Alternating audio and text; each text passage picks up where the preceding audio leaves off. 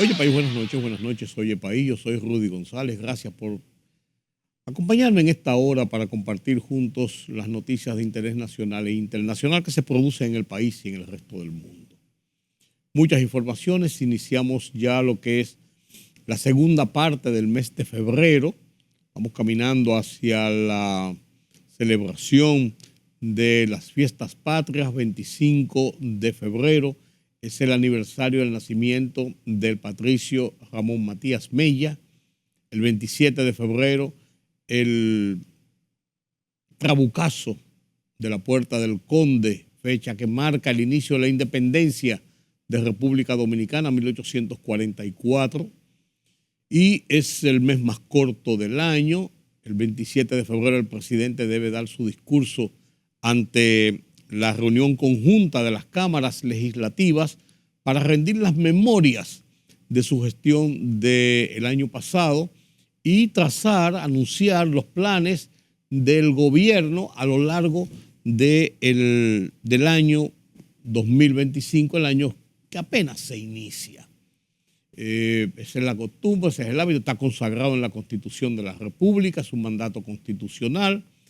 Se ha hecho tradicionalmente, así será también este año. Se habla incluso en el interín de que pudiera producirse nuevos nombramientos del gobierno para el presidente reorganizar su equipo de colaboradores más cercanos y que en el discurso del 27 de febrero se anunciaría un relanzamiento del gobierno con nuevos planes, nueva visión del manejo del Estado, anuncios importantes quizás de obras del gobierno o del perfil de la administración durante este año. Ya veremos, no tenemos que precipitarnos. Mientras tanto, el presidente Abinader se encuentra fuera del país, en Guyana. El Consejo Nacional de la Magistratura, convocado para el miércoles para escoger al Procurador General de la República o Procuradora General de la República. En el Indotel dio a conocer este domingo los resultados de una sentencia del Tribunal Constitucional que junto con una sentencia del Tribunal Superior Administrativo da luz verde para el uso del roaming y que no sea una negociación como la que ocurre actualmente a través de las plataformas telefónicas del país. Este domingo también se cumplió el aniversario de la muerte de Francisco Alberto Caamaño de Ño en su intento de conformar una guerrilla en las montañas de Santo Domingo.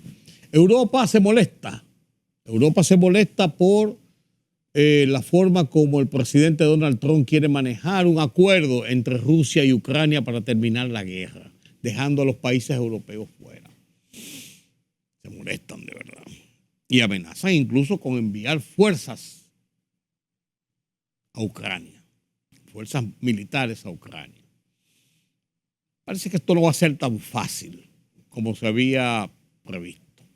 Y la Voz de los Estados Unidos de América en su foro interamericano de esta semana analiza la guerra comercial, la rivalidad geopolítica abierta entre China y Estados Unidos, nueva vez ahora con Donald Trump al frente del gobierno de los Estados Unidos. Estos y otros temas después de la pausa. El presidente Luis Abinader viajó hoy a la República Cooperativa de Guyana, donde hablará en la Conferencia Internacional sobre Energía, informó la presidencia en un comunicado. Al llegar a suelo guyanés, el mandatario dominicano sostuvo un encuentro bilateral con su homólogo Mohamed Irfan Ali. Además, indica el documento que para este martes el dignatario dominicano dirigirá una locución previa a la inauguración de la conferencia y tras el corte de la cinta para iniciar las exposiciones, recorrerá los pabellones de las empresas y países participantes.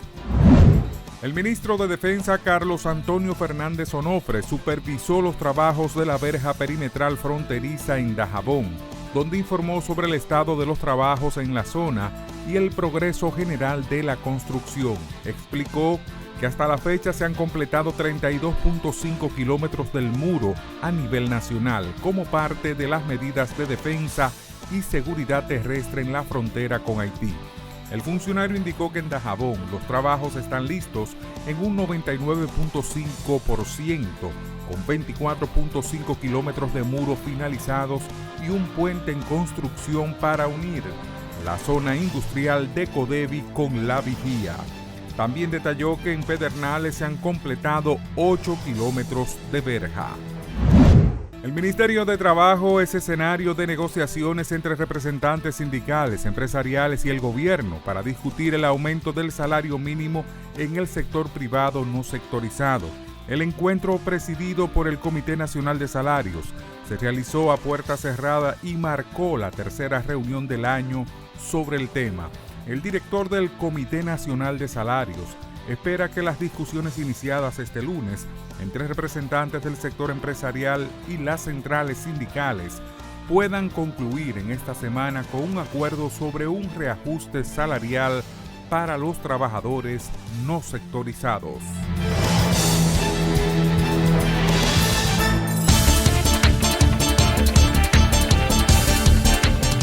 Funcionarios rusos y estadounidenses de alto nivel, incluidos los principales diplomáticos de ambos países, mantendrán conversaciones sobre la mejora de sus lazos y la negociación de un acuerdo para poner fin a la guerra en Ucrania.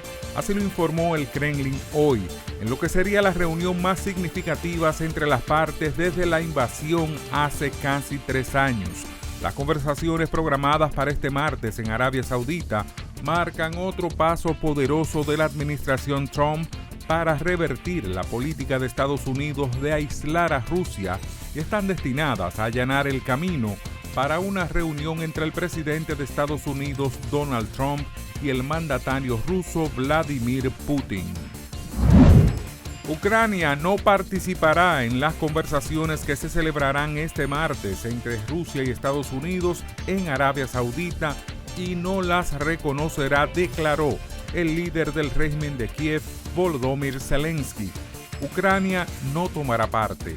Ucrania no sabía nada al respecto y Ucrania considera que cualquier negociación sobre Ucrania sin Ucrania es inútil. Y no podemos reconocer nada ni ningún acuerdo sobre nosotros sin nosotros. Y no reconoceremos tales acuerdos, afirmó Zelensky a varios periodistas. El presidente de Francia, Emmanuel Macron, convocó hoy a líderes de naciones clave de la Unión Europea y del Reino Unido en su lujoso Palacio del Elíseo para una reunión de emergencia sobre cómo lidiar con Estados Unidos, un socio que fuera firme como una roca. La medida sigue a una intensa semana de diplomacia sobre Ucrania por parte del gobierno de Donald Trump, que pareció abrir los lazos al Kremlin mientras ignoraba a muchos de sus antiguos aliados europeos. La libertad solo reside en los estados en los que el pueblo tiene el poder absoluto. Por el respeto a los valores democráticos y la dignidad del pueblo dominicano, el rumbo de la tarde, plural, objetivo, comprometido siempre con la verdad. Con Georgie Rodríguez, Rudy González y Ramón Colombo. Los poderosos ya están en el aire.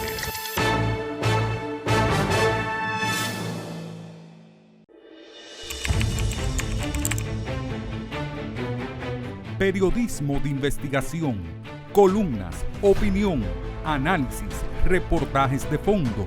Hora por hora, una completa plataforma multimedia. Periodismo con valor. Noticias horaporhora.com.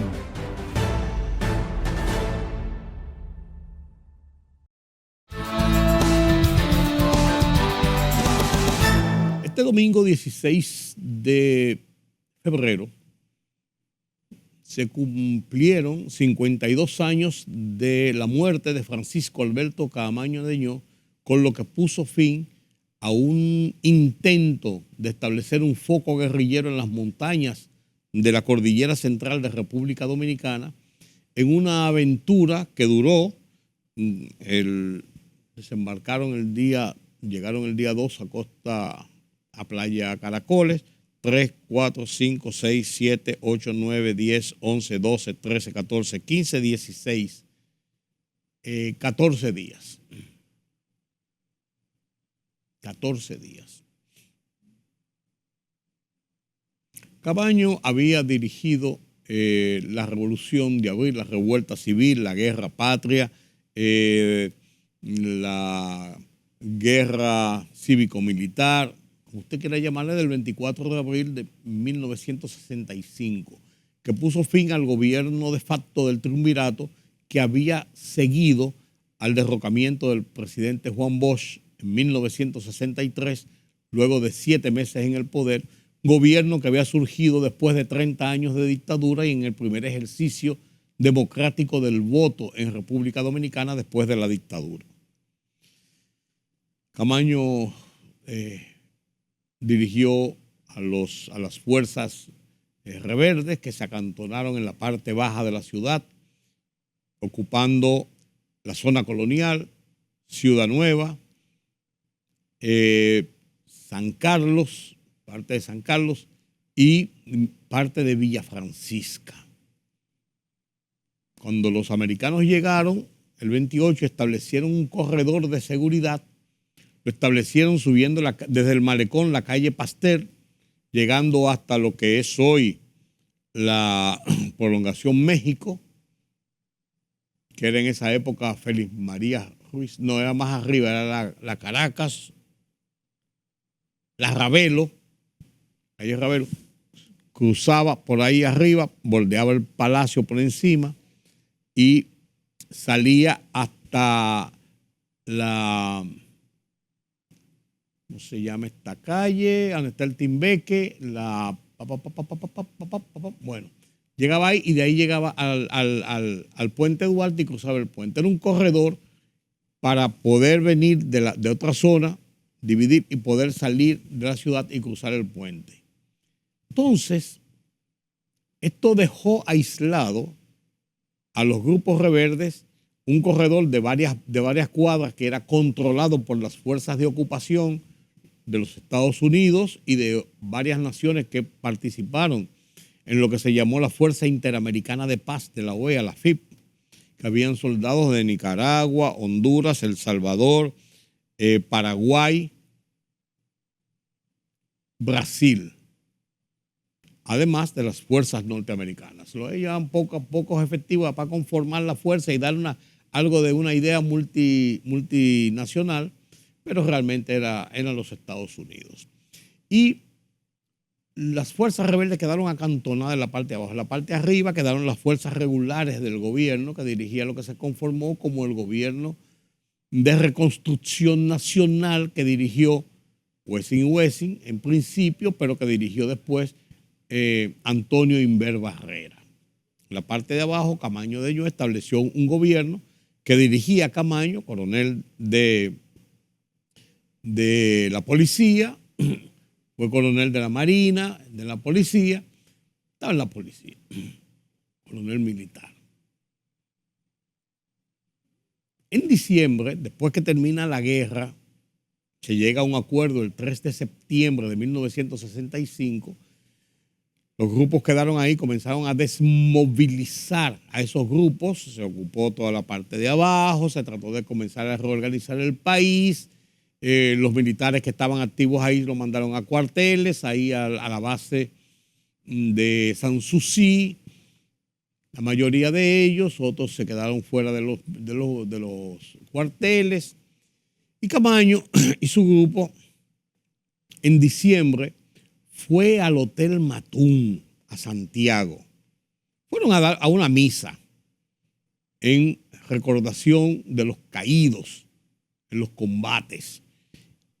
Y allá, estando en el Hotel Matún, cuando iban a participar en un desayuno, se armó un tiroteo, murió Lola Fernández, hubo varias bajas, eso fue un desastre el día entero, a tiro limpio, muertos, heridos, fueron helicópteros de Estados Unidos y sacaron a Camaño y su grupo. Eso decretó finalmente que los grupos que habían participado en la guerra civil debían salir del país, porque aquí iba a ser una desgracia. Entonces lo nombraron agregados militares. Camaño fue a parar a Londres como agregado militar de República Dominicana en la embajada en Londres. Pero en 1967, Camaño salió en enero del 66. En 1967, Camaño desaparece de la embajada. Los organismos de inteligencia del mundo, especialmente la CIA, lo ubican en Cuba y finalmente estaba en Cuba.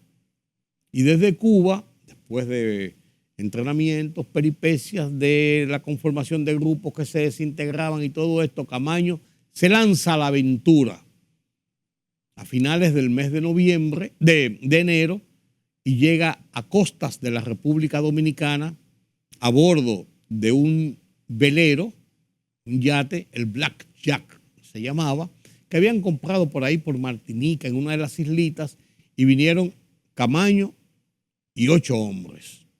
8 hombres, Toribio Peña Jaques, los sobrevivientes, Toribio Peña Jaques, Claudio Camaño Grullón, primo de Camaño, y Harle Herman, 3 sobrevivientes de ese episodio, y los otros Alfredo Pérez Vargas, Ramón Euclides Holguín Marte, Mario Nelson Galán Durán y Eberto Georgiano Lalane José.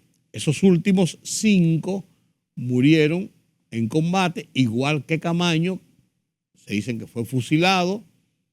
Es la versión más socorrida que hay de que fue herido en combate 16 de febrero.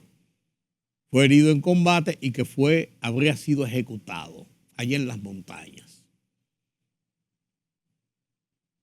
16 de febrero de 1973. Hace justamente 52 años de aquel episodio. Sí, señor. Sí, señor. El presidente Luis Abinader se encuentra en Guyana. En Georgetown, la capital de Guyana, hay una reunión para tratar sobre la discusión del tema de producción energética. Y el presidente está acompañado del ministro de Energía y Minas, Joel Santos, y también con el ingeniero Ramón Alburquerque, que se ha dicho que ha sido un enlace en el estado de relaciones fluidas que se inició hace un par de años entre República Dominicana y Guyana, luego que Guyana pidiera la asistencia de República Dominicana para proyectos de desarrollo, luego que esa nación entrara en un boom económico por la aparición de importantes yacimientos petrolíferos en las costas frente a Guyana. Las relaciones entre el presidente Luis Abinader han sido muy, muy buenas con el presidente de Guyana. Luis Abinader, este es su segundo viaje a Guyana para hablar sobre asistencia, sobre colaboración, sobre negocios, sobre inversiones bilaterales. El presidente de Guyana estuvo en República Dominicana el año pasado y ahora esta misión va a concretar también algunos proyectos bilaterales. Y qué bueno. El presidente salió este lunes en horas de la tarde-noche hacia Guyana, un vuelo privado, es un viaje de 1 hora y media, 2 horas, de 1 hora y media y 2 horas a Guyana. Esta noche tenía reuniones con el presidente de Guyana y con algunos de sus funcionarios más cercanos. El martes tienen una agenda completa de reuniones, de discusiones de temas, de proyectos. El presidente va a pronunciar un discurso en la reunión que hay. Después el presidente va a visitar la sede de la Embajada Dominicana en Guyana, que se inauguró el año pasado, y tiene planeado retornar en horas de la noche de este martes a República Dominicana, porque el miércoles el presidente tiene la reunión del Consejo Nacional de la Magistratura, donde el presidente ante el Consejo va a presentar a su candidata a Procurador General de la República y a 7 adjuntos que le acompañarán a el próximo incumbente o la próxima incumbente. El Consejo Nacional de la Magistratura está convocado para el miércoles en la tarde. Se va a reunir, va a tomar la decisión con los nombres que someta el presidente. Si hay alguno que se rechaza, someterá a otros. Y el viernes anunció Antoliano Peralta, el consultor jurídico de la presidencia, será anunciado al país quién es el nuevo incumbente de la Procuraduría General de la República. Entonces, se habla también en ese entorno en que el mismo viernes o el sábado o el domingo o los días subsiguientes, en ese entorno o el día anterior, se van a anunciar nuevos nombramientos de funcionarios, rotaciones, cambios nuevos, unos que salen, unos que entran, del tren gubernativo, del equipo de colaboradores más cercanos del presidente de la República. Ya hubo unos cambios hace 2 semanas donde se nombraron 4 nuevos ministros, movimientos, en algunos casos 4 nuevos ministros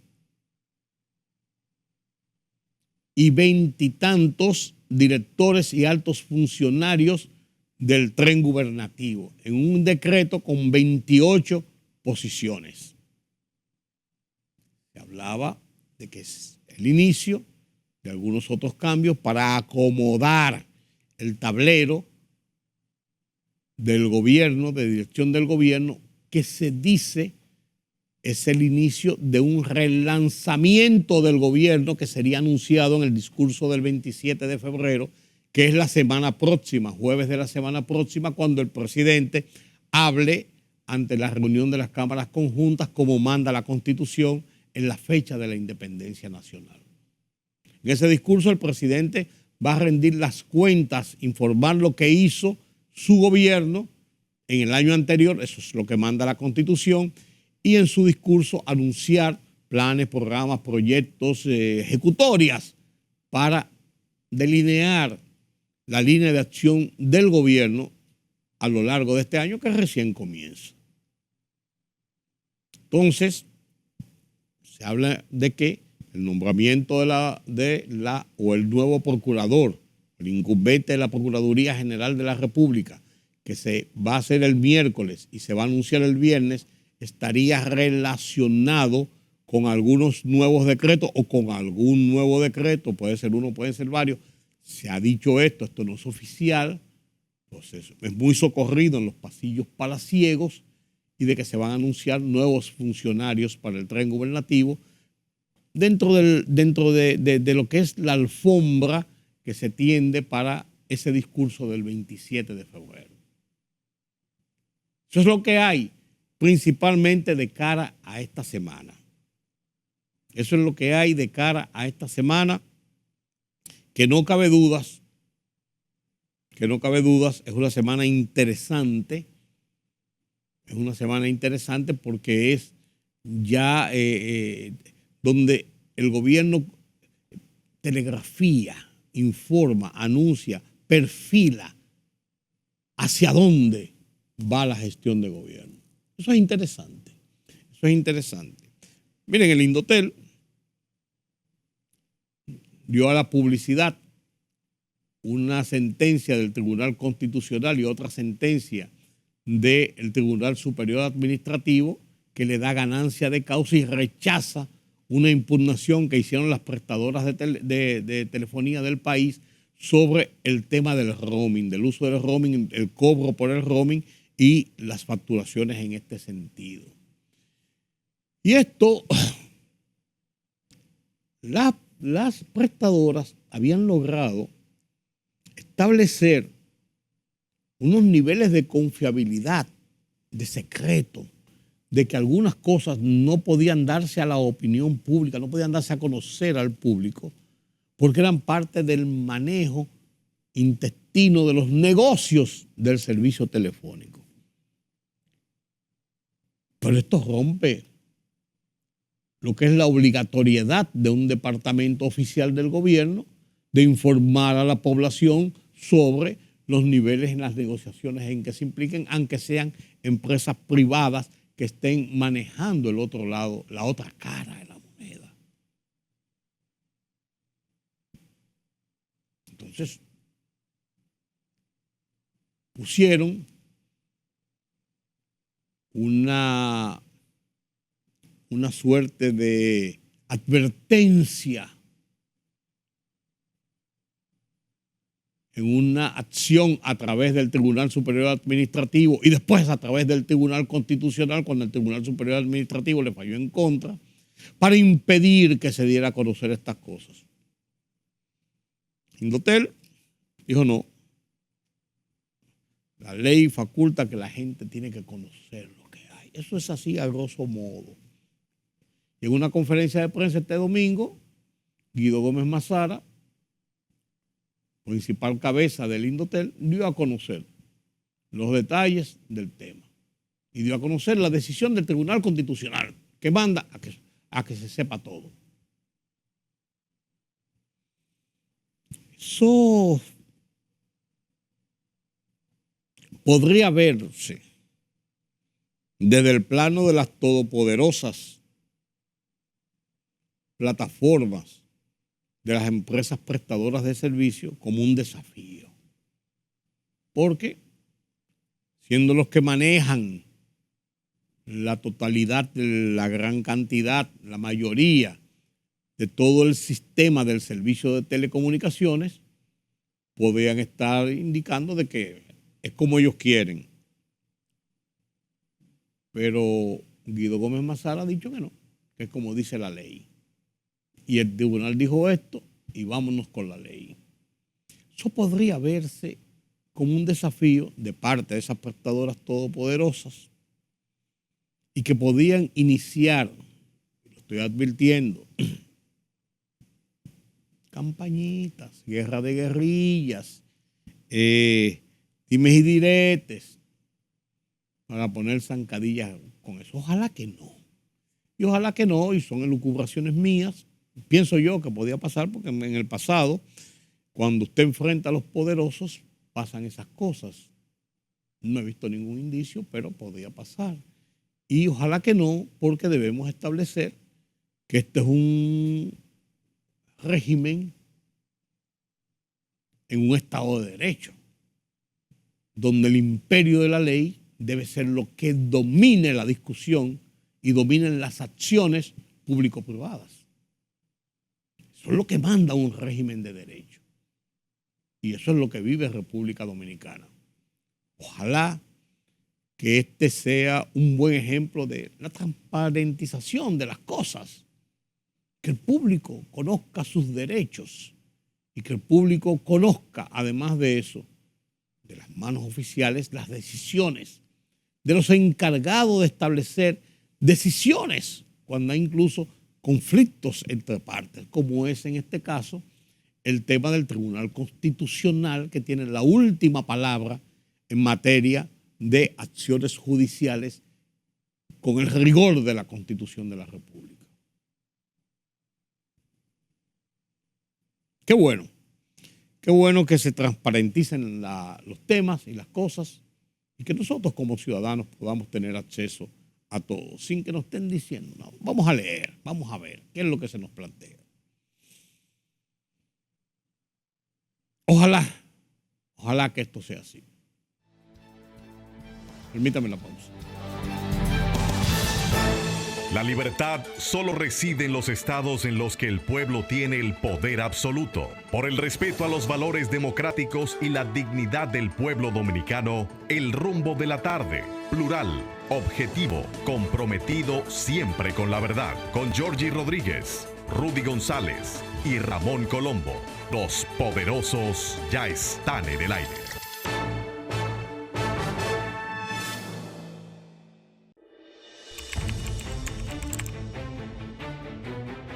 Periodismo de investigación, columnas, opinión, análisis, reportajes de fondo, hora por hora, una completa plataforma multimedia. Periodismo con valor. noticiashorapor.hora.com.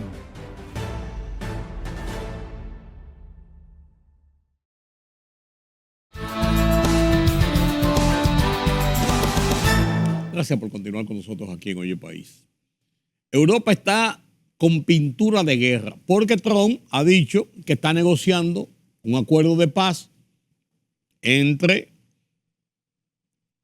Ucrania y Rusia, pero que la Unión Europea no tiene que meterse en eso ni nadie más, que son ellos dos y Estados Unidos que está propiciando eso. Primera reunión en los Emiratos Árabes Unidos, segunda reunión pactada luego para Estados Unidos, tercera reunión para firmar un acuerdo de paz. ¿Y Europa qué? Entonces, Emmanuel Macron, presidente de Francia, convocó al liderazgo europeo, a los presidentes y jefes de gobierno europeos, a una reunión en París para plantearles, señores, pero esto es Europa.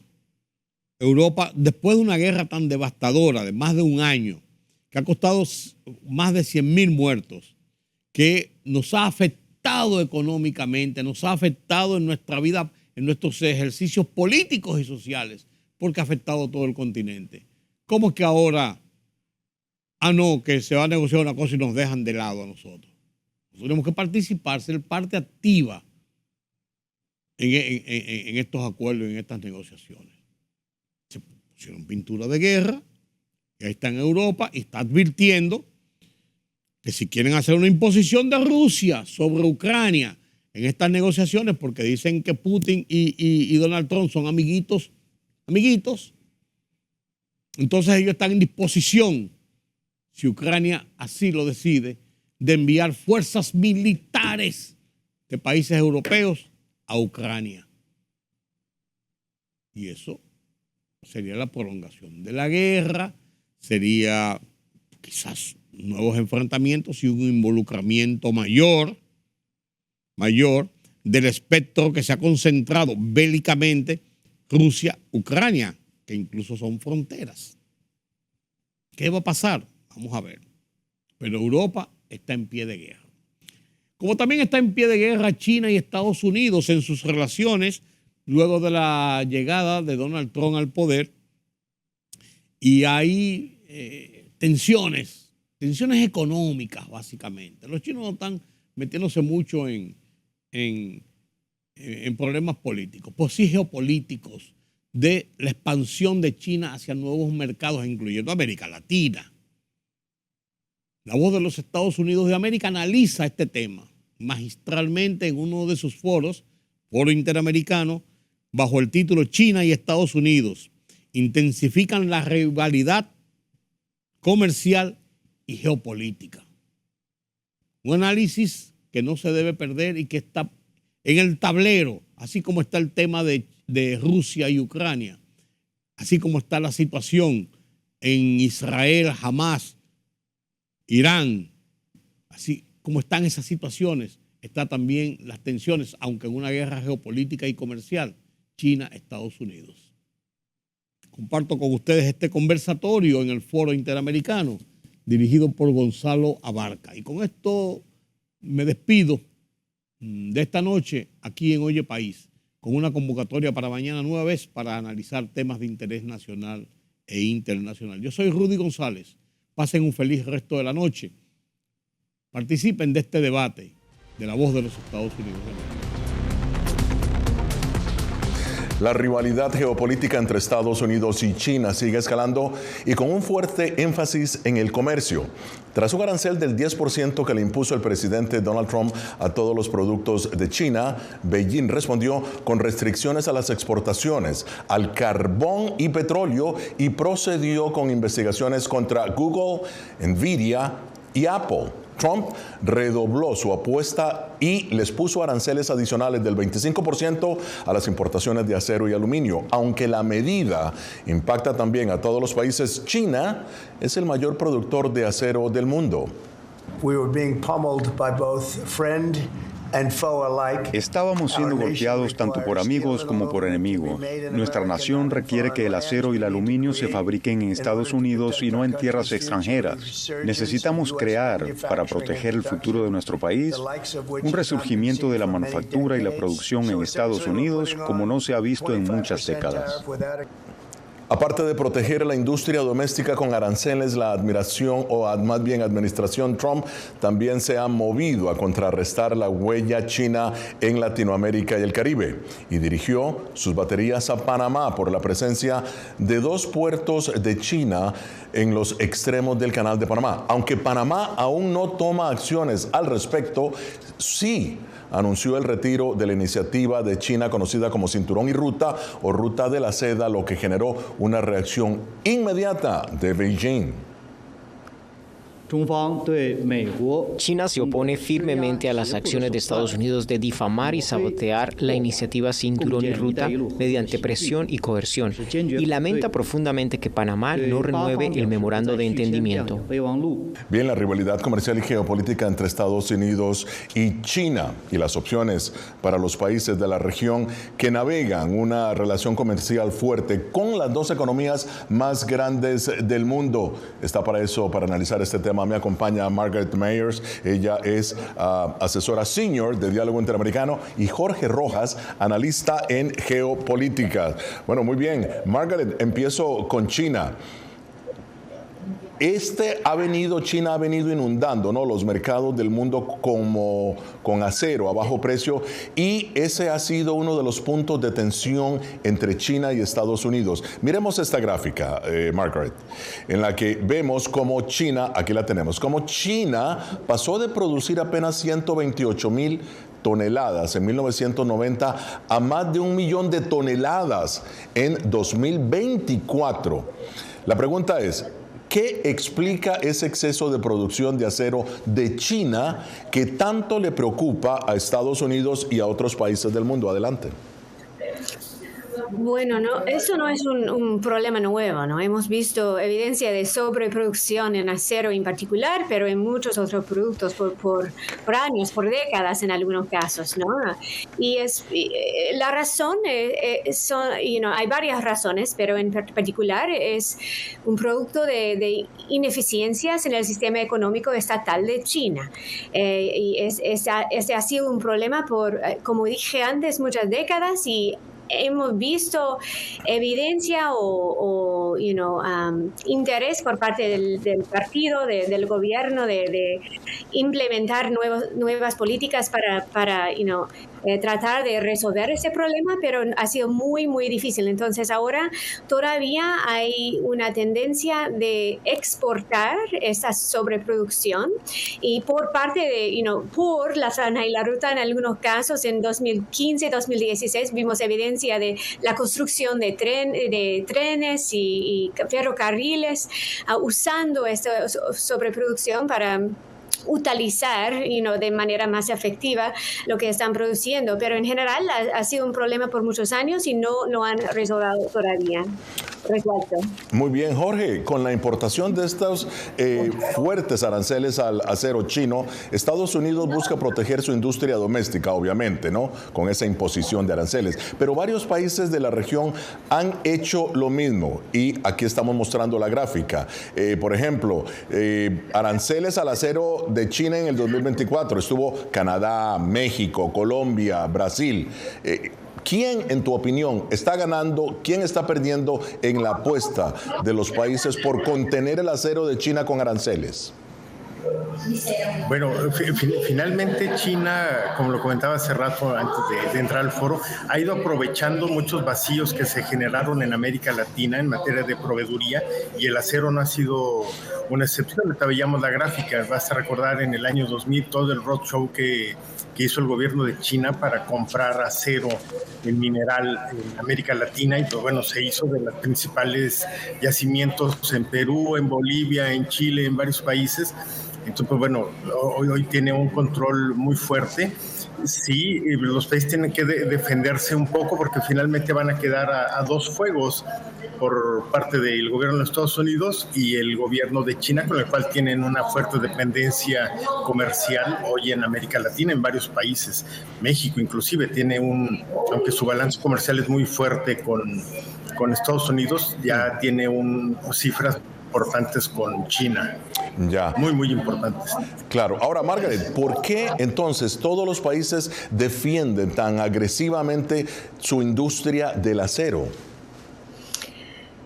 Bueno, en el caso de América Latina, acero no representa una gran porción de las exportaciones totales, depende del país, obviamente, algunos exportan más que otros, pero simbólicamente son muy importantes, ¿no? Representan en algunos casos la mayoría de la producción, de la alta producción, ¿no? De la producción industrial de esos países.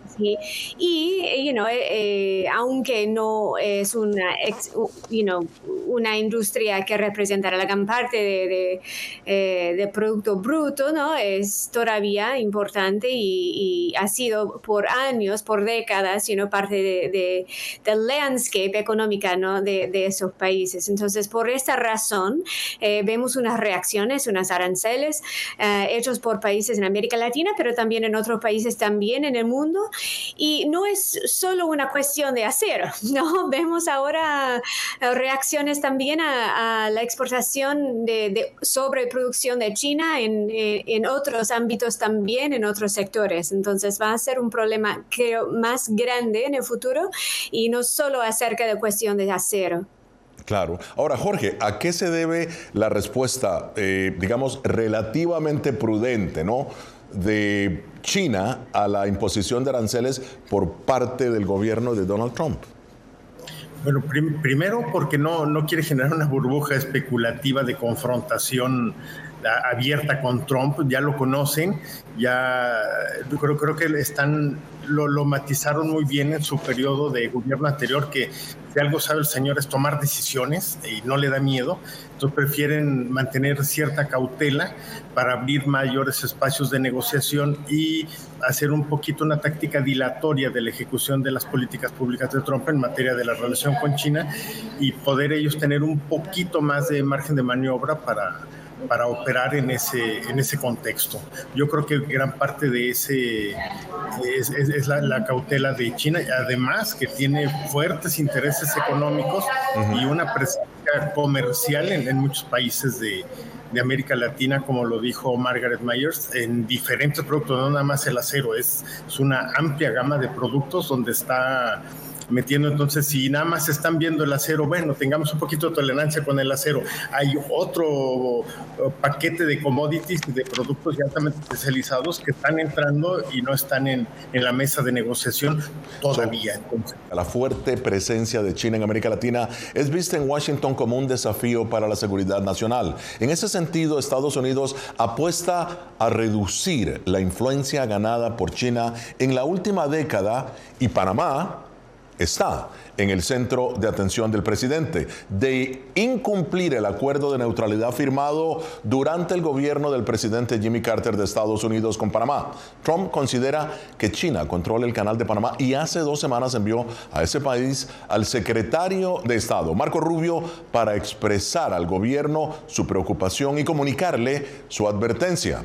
Bien, para continuar o más bien debatir el tema, continúa con nosotros Margaret Myers, ella es directora o más bien la asesora especial de diálogo interamericano, y Jorge Rojas, analista especialista en geopolítica. Margaret, en un intento por lograr un acuerdo, ¿no?, con Estados Unidos, Panamá accedió a poner fin a la ruta de la seda en China.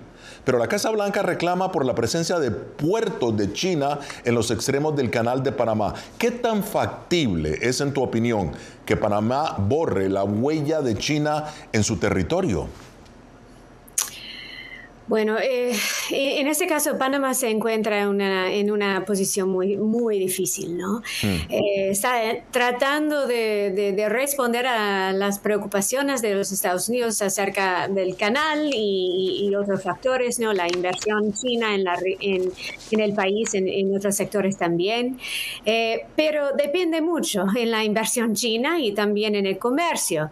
La relación con China es, en términos comerciales, también es muy fuerte. Entonces, y eso no es un problema solo para Panamá, ¿no? Muchos otros países en la región van a enfrentar el mismo problema en los próximos meses o semanas en algunos casos. Para Panamá, creo, bueno, obviamente ha hecho este paso adelante, va a terminar pronto, creo, el acuerdo de la franja y la ruta, y eso es, en general muy, algo más simbólico que nada. Pero,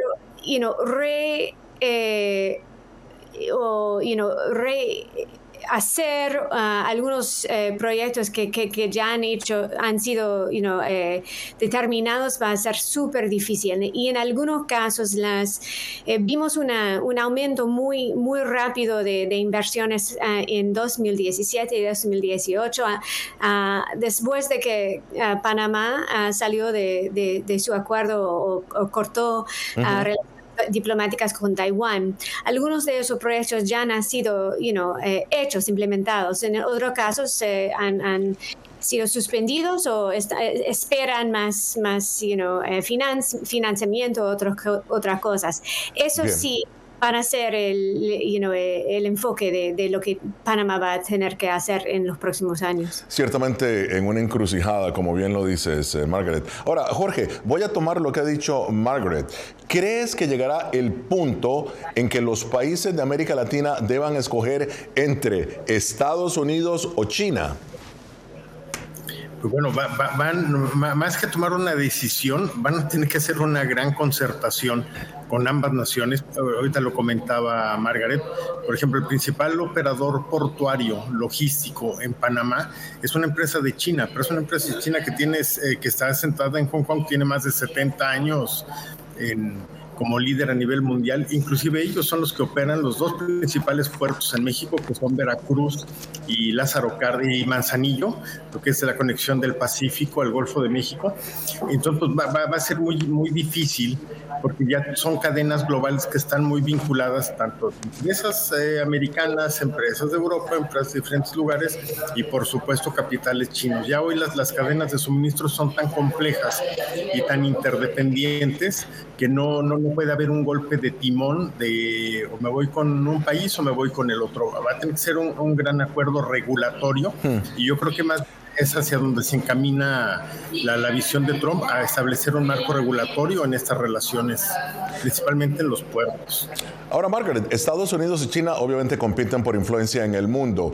En el caso de China, con préstamo, la ruta de la seda, entre otros, ¿no? Pero en la era Trump, ¿cuáles crees que sean sus herramientas, las herramientas de Estados Unidos, las herramientas del gobierno de Donald Trump para avanzar los intereses de Estados Unidos en Latinoamérica?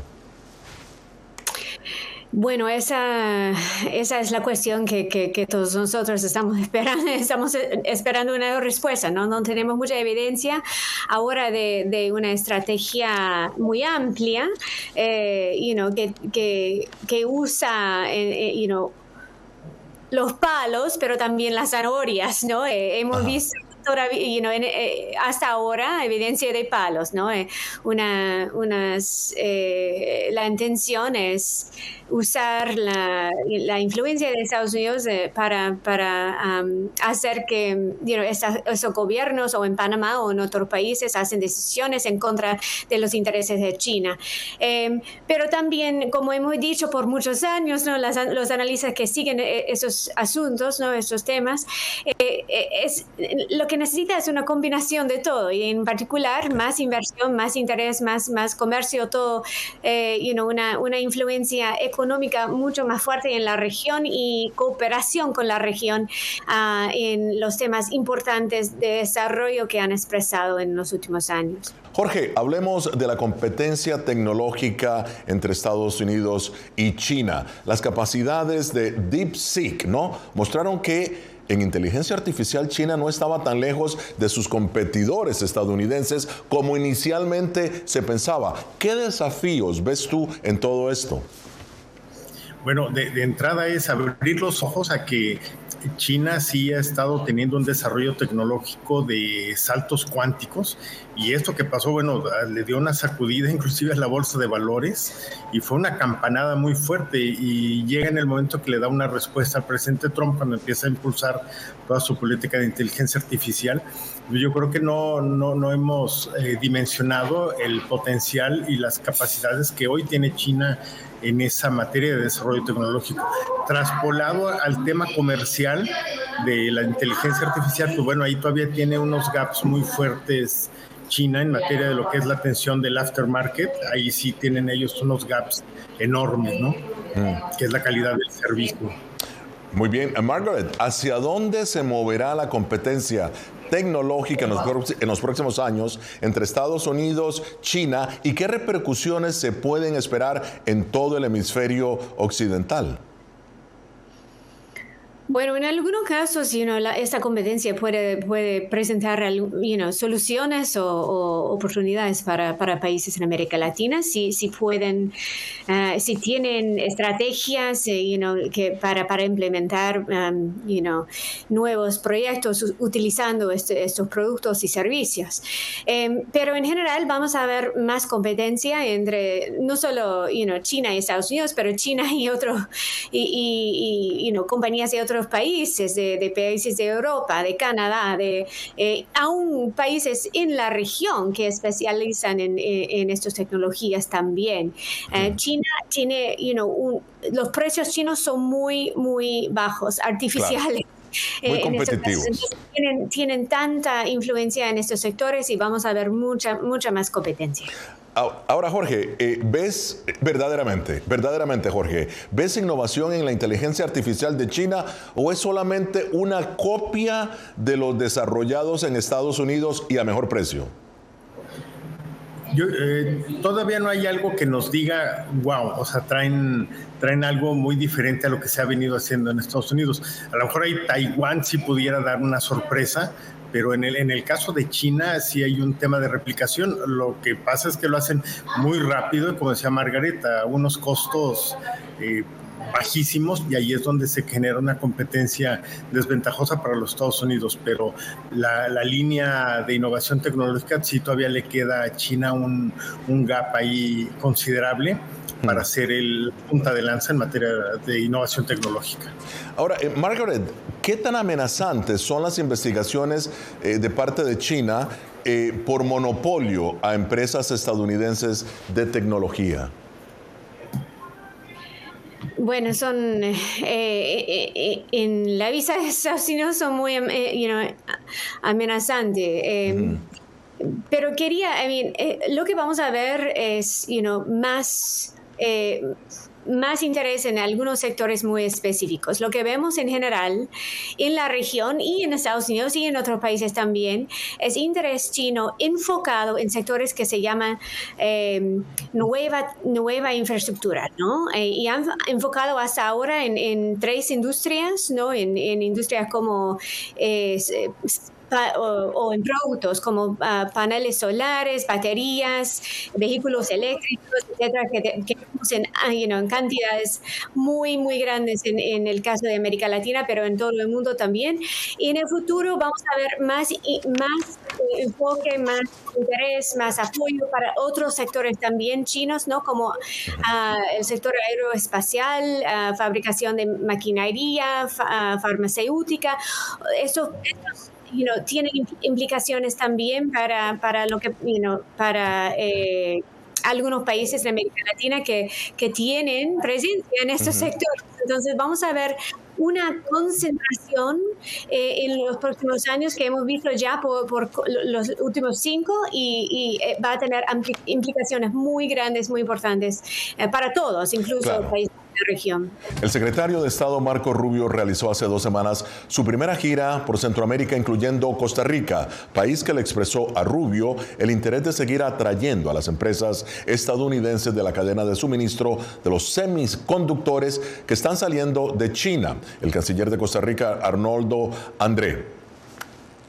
Estamos confiados en que Estados Unidos va a seguir reconociendo a Costa Rica como un lugar seguro, parte de esa cadena de suministros. Y sentimos que la inversión de compañías norteamericanas en suelo costarricense va a continuar siendo bien vista por el gobierno de la nueva administración Trump. El canciller de Costa Rica aseguró que en materia de telecomunicaciones el país exige que los proveedores desplieguen tecnología tipo 5G de países que pertenecen al convenio de Budapest contra el crimen cibernético. China no es miembro de ese convenio, por lo que su tecnología no tendrá ingreso en Costa Rica. Esa decisión fue respaldada por el secretario Rubio y aplaudida, por cuanto de esta forma Costa Rica le garantiza a más de 300 compañías norteamericanas haciendo negocios desde Costa Rica que van a tener redes seguras y confiables en cuanto a su comunicación. Era el canciller de Costa Rica, Arnoldo André. Llegamos así al final de esta edición de Foro. Nos vemos la próxima semana. Desde Washington les habló Gonzalo Abarca.